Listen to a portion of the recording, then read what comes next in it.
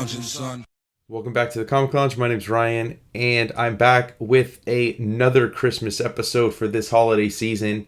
And this time, I'm going to be talking about an issue from a run that is very special and dear to my heart. It's the Mark Waid Flash run from the 90s.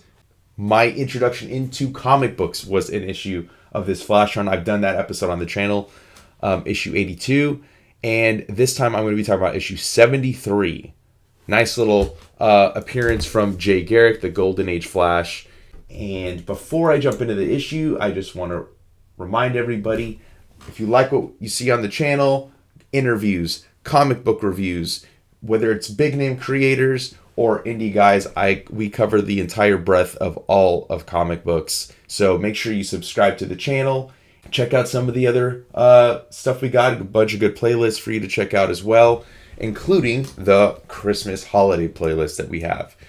Now let's jump straight into this Flash issue, which I absolutely love. Like I said, Mark Waid is the writer, Greg LaRocque is the artist, and we jump right into it. It's Christmas Eve. Wally's helping put the Christmas tree together. We have not yet his wife, but who will later become his wife, Linda Park, there.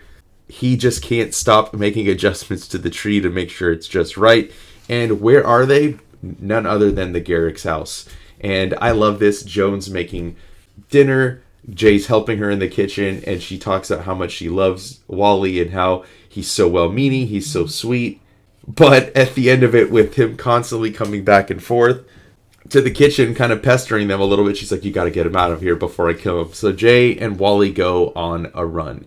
Just a really fun issue. I love that it's dedicated to Denny O'Neil, who wrote them best, as I'm assuming the editor wrote that, maybe Mark Waid, I'm not really sure, but just a fun issue, them running around town talking about how it's been a long time since Wally's celebrated Christmas and how Jay's kind of missed him. He's got a new life, new costume, new steady girl, and when are you going to pop that question to Linda? Jay asks, and he's like, not so fast, we're just figuring stuff out. Jay's asking, what does Wally want for Christmas? He's like, I don't know, because, it's not the same as when you're a kid. You're just getting older and things mean different.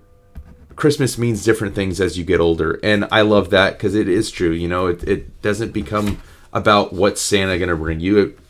It's all about, being with your friends and family. So in the midst of them running around and having a fun little conversation on Christmas Eve, this woman is in trouble. She's running, and Wally saves her from the car that's about to hit her, and we see that she's pregnant. And so he races her inside, and she's she's worried about her husband. He works at this department store, and he's about to do something he shouldn't. He's about to rob the store because he has no other choice, because he has to provide for his family. And as he realizes that she's in labor, Jay races to go get doctors because it's going to be faster to bring the doctors to her and safer than it would be for them to race her to the hospital. And Wally takes it upon himself to make sure that he's going to get there before the store closes so that Joey doesn't make a terrible mistake. Just a great, fun story. I mean, great message, like Wally going to the rescue to prevent this father-to-be from making a terrible mistake that will, could land him in jail, and then he wouldn't be there for the birth of his child. So Wally's racing around looking, he can't find out who it is, and then he realizes at the last second that it's the one person he didn't look for. It's Santa. And Joey breaks into the office, and he does take the money, but as he goes out, this little kid that was looking for him and wanting to tell Santa what he wanted for Christmas, says it's not for him, it's for his mom. And she's so sad. And why? Because his dad's not there anymore. He's in jail. And it makes the light bulb go off in Joey's head. And he realizes he made a terrible mistake. And he doesn't want to go through with it. But these guys that he's kind of teamed up with have other plans for him. And as he's saying he doesn't want to go through with it, he tells the kid to run. The guys start shooting off their guns, and what I really love is that he was willing to sacrifice himself for this little boy because he shields him. But Wally comes in, stops all the bullets, and tells Joey, don't worry, I got this covered. You get to your wife, that's where she is. he makes it there just shy of the baby being born off quote-unquote camera. He talks to the manager and he squares everything away, and they do a little gift exchange. This is where we get the lead into one of the best arcs of Mark Waid's run. As they exchange their gifts, Wally hears a doorbell, but he's like, oh my god, what a kiss, I hear bells. And she's like, it's a doorbell. You want to get that? Who could it be this time of night, Jay asks. I don't know, maybe Santa's decided to forego the chimney this year. Jones says, a visit from the man in red. They are going to get a visit from the man in red, but it's not who Wally thinks. It ends up being Barry.